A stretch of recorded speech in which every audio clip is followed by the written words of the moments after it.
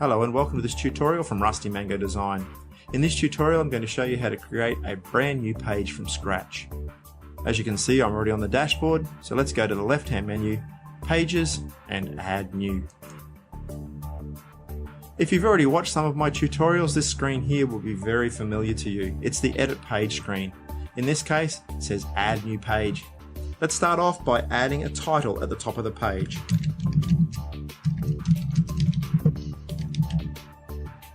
Then we come down here to the main content section. This is where the content that will display on your screen gets inserted, typed, played with, basically.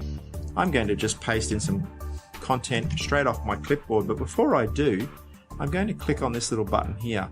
Paste as text is a very handy button to know because it scrubs your text before it puts it on your website.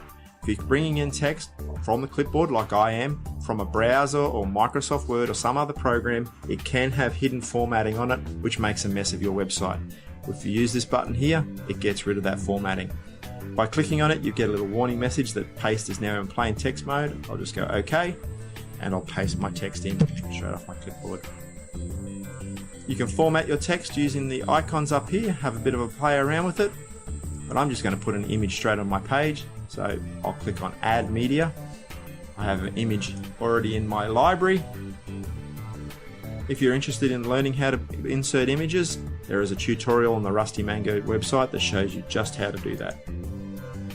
There's my image on my website, and I'm ready to put that onto my actual site. So I come over here and click on Publish.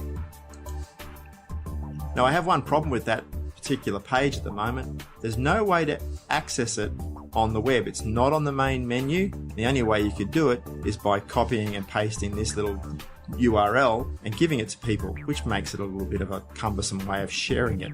Let's put it on the menu instead. We'll go to the main menu, Appearance, and Menus. This brings up the menu for the site, and you can see these icons here are the same as the ones that appear across the top of the actual website itself. We're going to add in a little drop down here under this one. My new site has come up over here. Most recent sites always do.